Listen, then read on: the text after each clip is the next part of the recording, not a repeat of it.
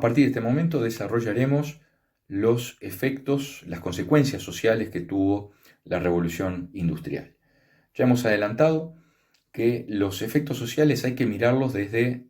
dos puntos de vista. Desde el punto de vista de la burguesía, la revolución industrial fue su momento de auge, consolidación y definitivo triunfo.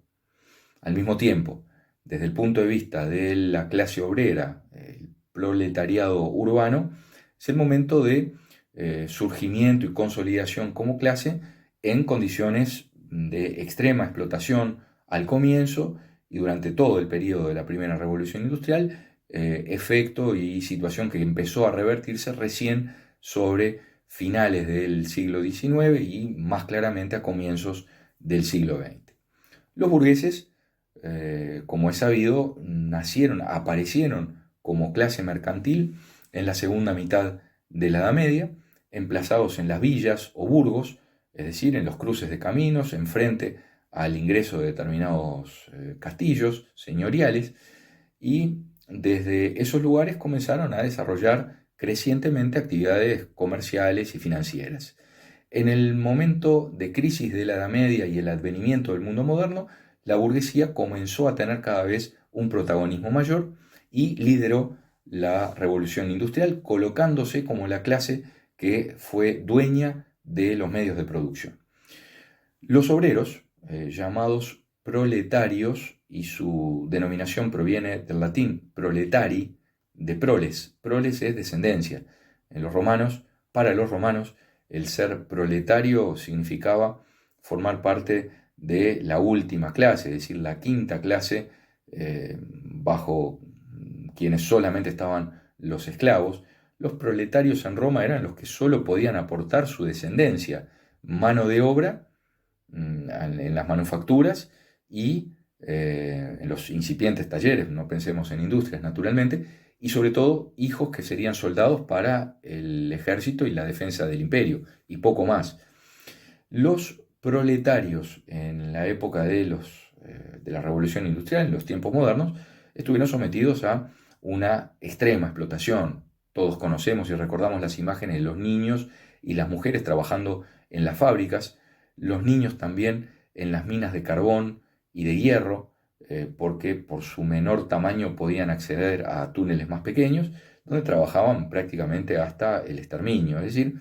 la situación de los niños y de la mujer y de los obreros en general es el lado más oscuro y más negativo de todo este proceso de revolución industrial, que también tuvo naturalmente sus aspectos de contribución al progreso, sobre todo al progreso tecnológico y a la producción de bienes masivamente.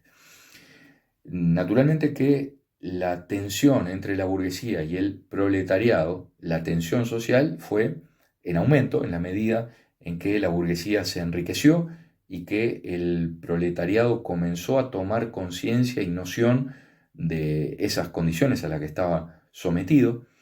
y de este modo se produjo lo que la historiografía ha denominado como la cuestión social o la cuestión obrera, es decir, el incipiente y cada vez más afirmado reclamo de la clase trabajadora por mejores condiciones.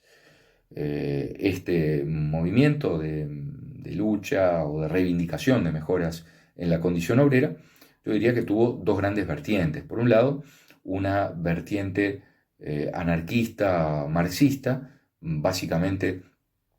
enfocando la necesidad de una sustitución del sistema capitalista y en el caso del anarquismo aún más la desaparición del Estado, entendiendo que este es tan solo un instrumento de opresión al servicio de una clase, la clase burguesa. Y por otro lado, fuera de lo que son esas vertientes anarquistas, comunistas, marxistas, habría que recordar todo el movimiento de la socialdemocracia, el socialcristianismo, que es posterior, que es de la segunda mitad del siglo XIX. Tendríamos que analizarlo, por un lado, desde el punto de vista de las acciones estatales. Esta vertiente tuvo concreción, tuvo realizaciones interesantes en Alemania. Todavía no era la Alemania unificada, sino más bien en la Prusia de Bismarck, donde se produjeron algunas leyes de carácter social, es decir, un comienzo y un esbozo de políticas sociales. Yo diría que en Francia, en tiempos de la Tercera República, se comenzaron también a perfilar algunas leyes de protección obrera, bajo la consigna, el paraguas de la solidaridad económica y social. Y en el plano doctrinario y religioso, estas vertientes tuvieron una fuerte cabida en la Iglesia Católica, en lo que podríamos llamar el catolicismo social o el social cristianismo, cuya postura en favor de la protección de los más desposeídos es característica en esta segunda mitad del siglo XIX, y sobre todo a través de algunas encíclicas. Yo diría sobre todo la encíclica de 1891, Rerum Novarum, es decir, raras novedades, novedades de nuestro tiempo, libremente traducido. Rerum Novarum es una encíclica de León XIII, donde se plantea el problema de la cuestión social, de la injusticia de ciertos efectos de la revolución industrial y la necesidad de la protección de esas clases sociales más desposeídas. Tanto las acciones de carácter político, incipientes, muy limitadas al comienzo, como todo este movimiento social cristiano,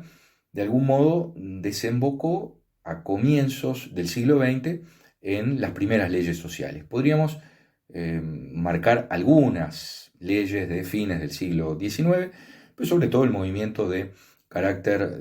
protector del trabajo es típico de la primera mitad del siglo XX, con la limitación de la jornada de trabajo, un intento de regulación de los salarios mínimos, es decir, un comienzo de un intervencionismo estatal tratando de nivelar las relaciones del trabajo, compensando en favor de los más desposeídos, una ecuación que hasta ese momento estaba claramente desequilibrada en favor de la burguesía. En Uruguay es muy notorio el deseo de anticipar la cuestión social, es decir, de dar respuesta a la cuestión obrera antes que llegue a instalarse. Y de alguna manera esa es la historia de los primeros 15 años o 20 años del siglo XX. Yo diría que el primer mojón, el primer hito, hay que buscarlo en 1905, en un proyecto de limitación de la jornada presentado por el entonces joven diputado Luis Alberto de Herrera. Luego todo ese movimiento tuvo una realización interesante en el año final de la primera presidencia de José Valle Ordóñez, 1907, es decir, después de la guerra de 1904 y cuando ya el país se había reencaminado, Valle Ordóñez impulsa todo un paquete de leyes sociales. Algunas tuvieron concreción en la época de la presidencia de José Claudio Williman, es decir, en el interregno entre la primera y la segunda presidencia de José Valle Ordóñez, y como es sabido, el impulso, sobre todo, tuvo lugar en la segunda presidencia de Valle Ordóñez, entre 1911 y 1915, aunque algunas leyes hay que buscarlas un poco más allá, hasta 1925-1926. De esta manera fue que se produjo el advenimiento de todo el derecho protector del trabajo en Uruguay, primero a nivel legal, desde 1905-1907 en primera instancia, hasta la Constitución de 1934, donde finalmente se produce la constitucionalización de los derechos sociales, emulando, es decir, siguiendo el mismo camino que ya habían recorrido otros estados, México el primero con la Constitución de Querétaro de 1917 y fundamentalmente Alemania con la Constitución de Weimar en 1919.